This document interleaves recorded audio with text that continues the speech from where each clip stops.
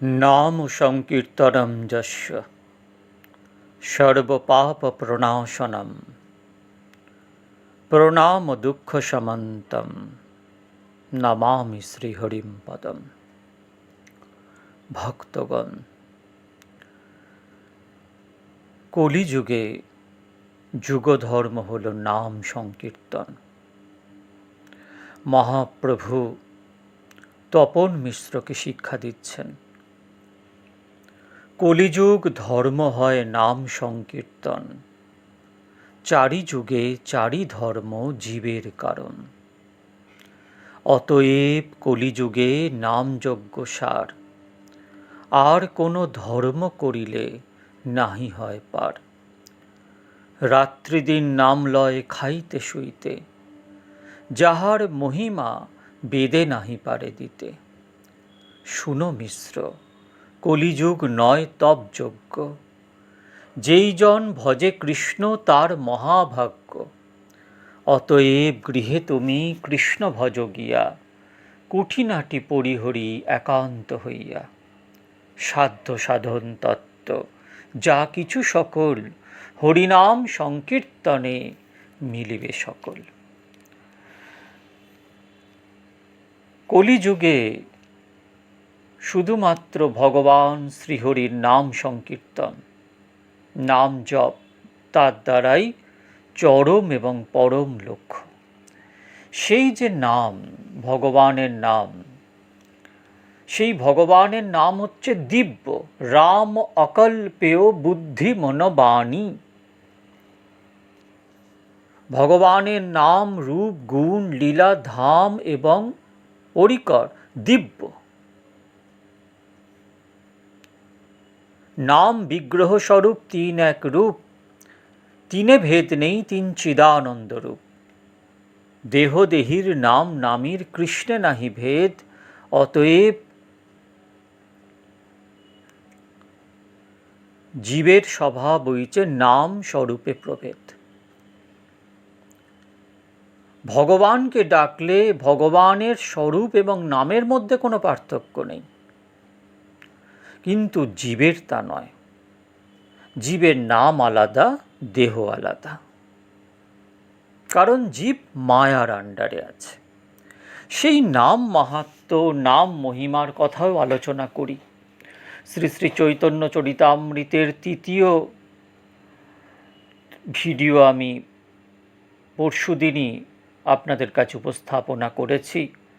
আগামীকাল যদি গৌড়ের ইচ্ছা হয় চতুর্থ ভিডিওকে আপলোড করব।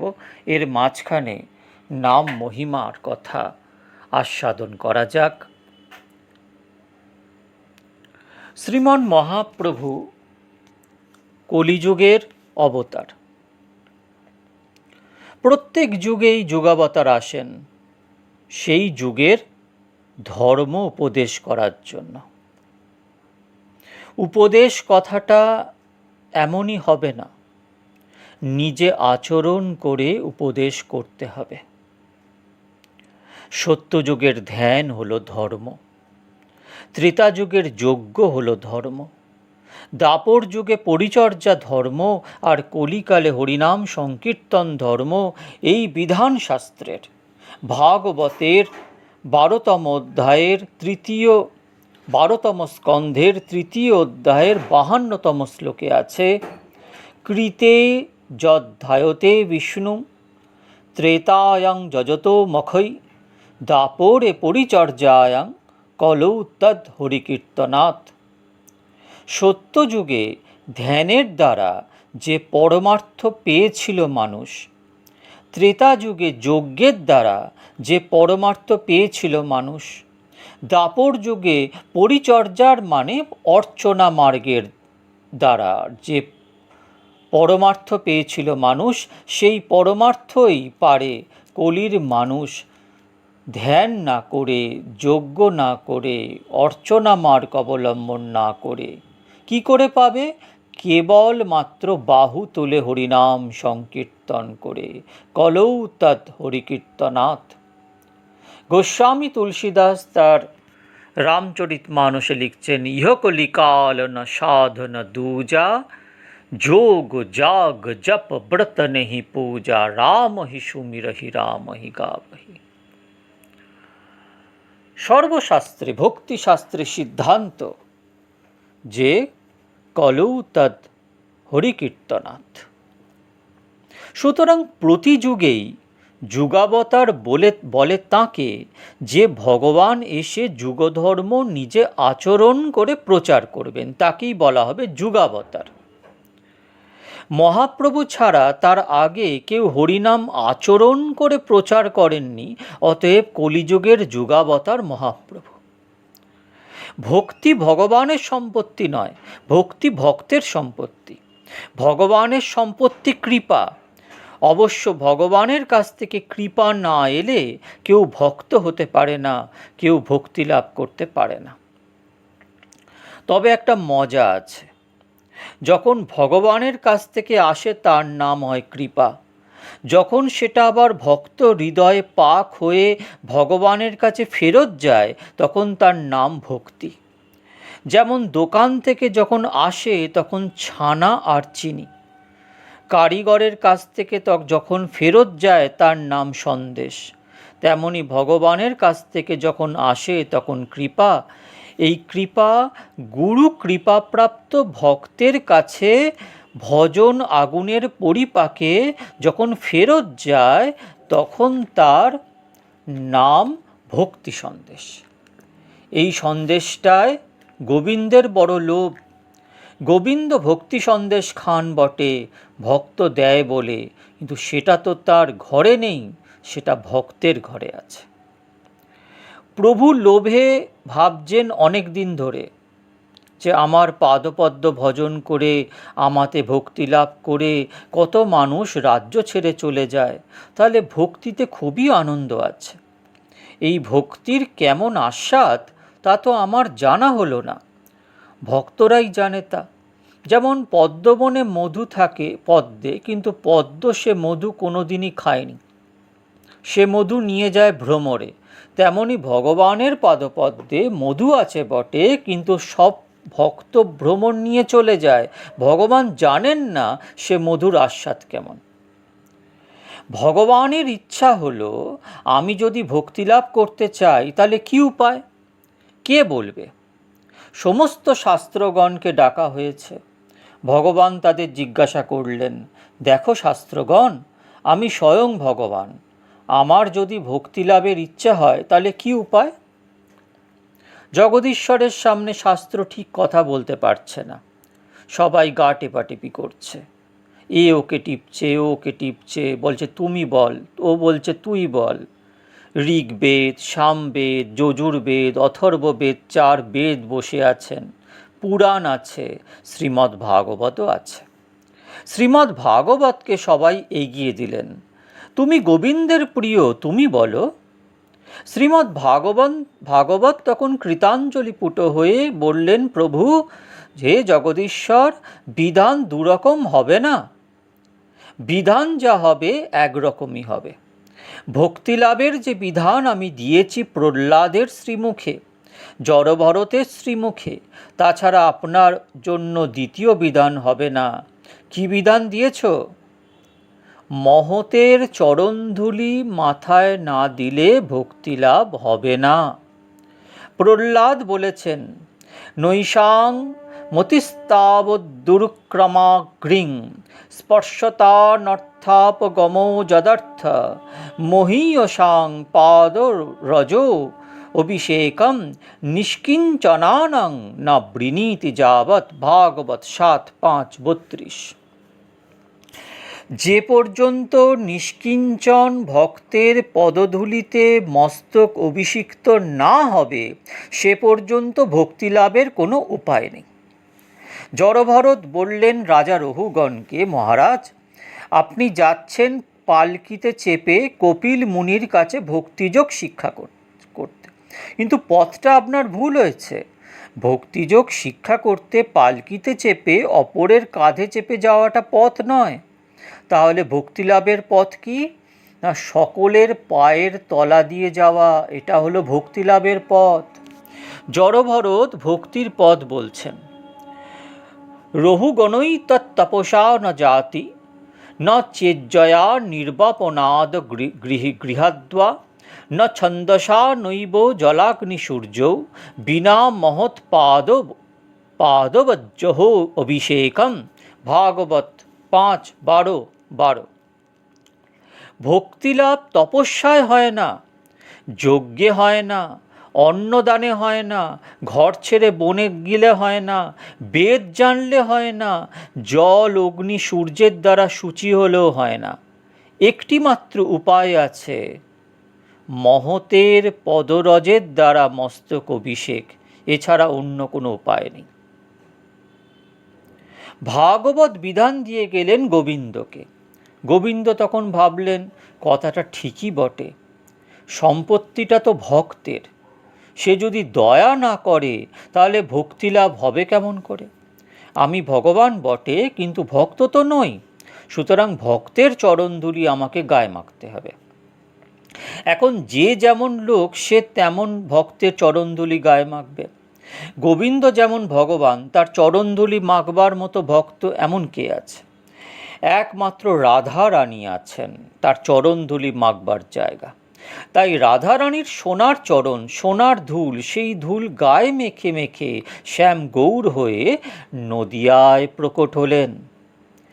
এই গৌর এসেছেন তার নিজ কার্য রাধা প্রেমাস্বাদন, আর জগতের কার্য দুটি। প্রথম যুগধর্ম নাম প্রচার করা, হরিনাম সংকীর্তন প্রচার করা, আর দ্বিতীয় তার নিজের উদ্দেশ্য সাধন, রাধা প্রেম বিতরণ করা, যেটা কখনো কোনো যুগে কেউ পায়নি, কেউ দেয়নি, সেই গোপী প্রেম দান করা। তবে এই দুটি জিনিস দুটি পাত্রে রাখা হয়নি। হরিনাম একটি ভাঁড়ে আর প্রেম একটি ভাঁড়ে দুবার করে দিচ্ছি তা নয়, এত সময় পাবেন কোথায়? তাই একটা জায়গাতেই দুটো রেখেছেন। হরিনামের মধ্যেই প্রেম দিয়ে দিয়েছেন। যেমন পিঠের মধ্যে পুর দেয়, জানা যায় না পুর কি আছে, চিবলে জানা যায়, তেমনি গৌর মুখোদ্গীর্ণ যে কৃষ্ণ নাম, তাই আপনারা চিবন, তাতে দেখতে পাবেন আস্তে আস্তে রাধা প্রেমের পুর দেওয়া আছে। সুতরাং এই হরিনাম মহাপ্রভু কলির জীবদের জন্য, আমাদের জন্য বিতরণ করে গেছেন। এখন মনে হওয়া স্বাভাবিক যে কলিজীব সত্যযুগের ধর্ম ধ্যান করতে পারে না বলে, ত্রেতাযুগের ধর্ম যজ্ঞ করতে পারে না বলে, দাপরের ধর্ম অর্চনা করতে পারে না বলে মহাপ্রভু কলিজীবকে হরিনামটা দিয়ে গেলেন, এটা ঠিক নয়। মহাপ্রভু দিয়ে গেছেন হরিনাম, যা সর্বোত্তম সাধন। হরিনাম সংকীর্তন যদি সর্বশ্রেষ্ঠ সাধন হয়, তাহলে সত্যত্রেতার দাপরে দেয়া হলো না কেন? শ্রী জীব গোস্বামীপাদ বললেন, তৎ যুগে জীবের সামর্থ্য ছিল। সামর্থ্য অনুসারে, অর্থাৎ যখন জীবের তপস্যা করবার সামর্থ্য আছে, যজ্ঞ করবার সামর্থ্য আছে, অর্চনা করবার সামর্থ্য আছে, তখন যদি হরিনাম দেয়া হতো তাহলে লোকে শ্রদ্ধা করত না হরিনামে, বলতো জিও বা ওষ্ঠ নড়লেই হরিনাম হয়, এটা কি করে সাধন নাকি? যেমন দেখেন না, বড় লোক যাদের অনেক পয়সা আছে, সে যদি বন্ধুকে বলে একটি ডাক্তার নিয়ে এসো, বন্ধু তার চেনা একটা ভালো ডাক্তার নিয়ে এলো, ভালো ডাক্তারই বটে, জিজ্ঞাসা করলো, বাবু কত দিতে হবে? বন্ধু বলল 2 টাকা দিলেই হবে। তখন বাবুর তো অনেক টাকা, 128 টাকা না দিলে ভালো ডাক্তার বলে তার পরিচিতি হয় না।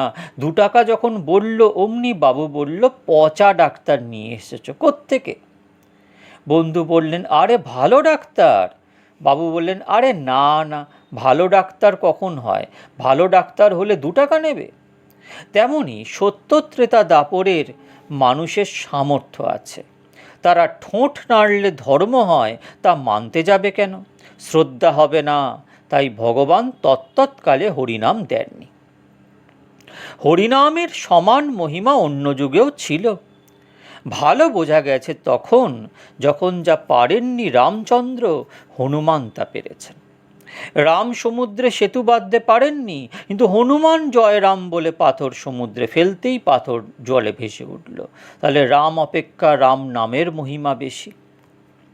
প্রভুপাদ প্রাণগোপাল গোস্বামী নবদ্বীপে পাঠেতে একটি বেশ কথা বলতেন। তিনি বললেন, আমি একবার বরিশালে গিয়েছিলাম জমিদার বাড়ি পাঠ করতে। এখন তিনি যে স্টিমারে যাবেন, তারপর সেখান থেকে যাবার নৌকা রেখেছিল। প্রভুজি সেটায় যেতে পারেননি, তার পরের স্টিমারে গেছেন। তখন আর সেখানে নৌকা টৌকা নেই, তারা ভেবেছিল গোসাই আর এলেন না। তারপর প্রভু অনেক বলে কয়ে একটি নৌকার নাবিককে বললেন, বাবা আমায় অমুক জায়গায় নিয়ে যাবে? সে বলেন, না না, এত রাত্রে আমি নৌকা ছাড়ব না। বললেন, না হয় 2 পয়সা বেশি নেবে? সে বলল, না না, যত পয়সাই দাও, আমি এখন যাব না। তখন গোসাই নিরুপায় হয়ে পড়লেন, কি করা যায়? তখন বললেন, তোরা জমিদার বাবুর বাড়ি চিনিস না? মাঝি বললেন, কেন চিনব না, আমরা তার প্রজা, চিনি না? তাহলে জমিদার বাবুর বাড়িতে যে গোসাই পাঠ করে নবদ্বীপ থেকে আসে, সেই প্রাণগোপাল গোস্বামী, তাকে চিনিস? বললেন, হ্যাঁ হ্যাঁ, চিনি, আমি সেই গোসাই। তা এতক্ষণ বলনি কেন? তাহলে স্বয়ং স্বরূপটা যা পারল না, নাম তা পারল। তখন তাড়াতাড়ি করে নৌকা নিয়ে চলে গেল। তাই হরিনাম যা পারে না, হরি যা পারে না, হরিনাম তা পারে। এই হলো নামের মহিমা। সনাতন গোস্বামীপাদ ভাগবতামৃতের নাম বন্দনায় শ্লোক দিয়েছেন, জয়তি জয়তি নামানন্দ রূপং মুরারের বিরমিত নিজ ধর্ম ধ্যান পূজাদি যত্নম কথমপি সক্রিদাত্বং মুক্তিদং প্রাণিনং জ্বঃ পরমমৃতমেকং জীবনং ভূষণম মে। বৃহৎ ভাগবতামৃতম 1:1-9। জয়তি জয়তি নামানন্দ রূপং মুরারে। মুরারির আনন্দস্বরূপ যে নাম, কৃষ্ণ নাম, সে জয়তি জয়তি। এখন বাদী পক্ষ বলছে, গোসাই তুমি জয়তি জয়তি 2 বার বললেন কেন? স্বয়ং ভগবান কৃষ্ণ তাকে সুখদেব গোস্বামী একবার জয় দিয়েছেন। কোথায়? না 10ম স্কন্ধের শেষে, জয়তি জননীবাস দেবকী জন্মবাদ যদুবর পরিষদ স্তৈর্দ ভীরসান্নর ধর্মম স্থিরোচ্চর বৃজিনঙ্ঘং সুশ্রীস্মিত শ্রীমুখেন রাজপুর বনিতানাং বর্ধয়ন কামদেবম। ভাগবত 10ম স্কন্ধের 90তম অধ্যায়ের 48তম শ্লোক। সেখানে কৃষ্ণকে একবার জয়তি দিয়েছেন, জয়তি জননীবাস। আর তুমি কৃষ্ণের নামকে 2 বার জয়তি দিলে, জয়তি জয়তি। তখন গোসাই বলেন, শোনো কেন দিলাম 2 বার জয়তি। যেই নাম সেই কৃষ্ণ ভজনিষ্ঠা করি, এই তো বলা আছে। বললেন, হ্যাঁ তা বলা আছে, নাম নামই অভেদ। তাহলে কৃষ্ণের যখন একটি জয়তি, তখন তার অভিন্ন তনুর নামেরও একটি জয় পাওয়া উচিত। তা হবে, কিন্তু আরেকটি জয়তি কেন দিয়েছ? দিয়েছি এই জন্য যে কৃষ্ণ কিন্তু প্রাকৃত ইন্দ্রিয় আবির্ভূত হন না, এত দয়া তার নেই। কিন্তু কৃষ্ণ নাম এত দয়ালু যে প্রাকৃত জীবের ইন্দ্রিয়তেও আবির্ভূত হয়, এই জন্য আরেকটি জয়তি। সুতরাং নাম বরাবরই সামর্থ্যবান, তবে অন্য যুগে দেওয়া হয়নি, তখন ধ্যানাদির সামর্থ্য ছিল বলে। কলিযুগ পতিত, তাই ভাগবত একটি শ্লোক আছে, নবযোগীন্দ্র সংবাদে কৃতাদিষু প্রজারাজন কলা বিচ্ছন্তি সম্ভবম কলৌ কিল ভবিষ্যন্তি নারায়ণ পরায়ণা। ভাগবত 11 স্কন্ধের 5ম অধ্যায়ের 38তম শ্লোক। কৃতাদিষু প্রজা মানে সত্যত্রেতা দাপরের প্রজারা কলা বিচ্ছন্তি সম্ভবম, কলিতে জন্ম চাইছে। আমাদের যদি কলিকালে জন্ম হয়, সত্যযুগের প্রজা, ত্রেতাযুগের প্রজা, দাপরের প্রজা, যারা রাম দেখেছে, কৃষ্ণ দেখেছে, তারা কলিযুগে জন্ম চাইছে। এ কি বিচিত্র কথা! কলি পাপের খনি, তাতে জন্ম চাইছে সত্যত্রেতা দাপরের প্রজারা কেন? কলৌ কিল ভবিষ্যন্তি নারায়ণ পরায়ণা, কলিতে সব মানুষ নারায়ণ পরায়ণ হবে মহাপ্রভুর কৃপায়। সেই মহাপ্রভুর চরণে প্রণাম জানিয়ে আজকে নাম মহিমার কথা আজকে এখানেই শান্ত করছি। পরের দিন চৈতন্য চরিতামৃত আনব, তারপরে নাম মহিমার দ্বিতীয় ভিডিও আপনাদের সামনে উপস্থাপনা করব। আপনারা নাম করুন, বেশি শাস্ত্র অধ্যয়ন বেশি করবেন না, অধিক জ্ঞান অজ্ঞানের লক্ষণ। আদিগুরু শঙ্করাচার্য লিখছেন বিবেক চূড়ামণি গ্রন্থে, শব্দজ্ঞান শব্দজাল মহারণ্য চিত্তভ্রমণ কারণম। এসব আচার্যদের কাজ। ভক্তিশাস্ত্র ভাগবত পড়ুন, চৈতন্য চরিতামৃত পড়ুন, নাম করুন। কলিযুগের মানুষ মন্দবুদ্ধি, যা করার বিশেষ দরকার নেই তা করে, আর যেটা দরকার আছে সেটা করে না। ভক্তিভাবে স্থির শান্ত হয়ে বসে নাম করুন। নাম করতে করতে করতে করতে নামের এমন অপার মহিমা যে নাম ভেতর থেকে অন্তর্যামী গুরুদেব হয়ে সব জানিয়ে দেবে। অনন্ত কোটি ব্রহ্মাণ্ডে তারা অজানা কিছু থাকবে না। যাই হোক, অজ্ঞানতায় আচ্ছন্ন জীব প্রথম অবস্থায় তা বুঝতে অসমর্থ, আস্তে আস্তে ভগবৎ কৃপায় অবশ্যই বুঝবে। এই আশা নিয়ে আজকে এখানেই শান্ত করছি। শ্রী শ্রী নিত্যানন্দ রাম, শ্রী শ্রী গৌরগুণধাম।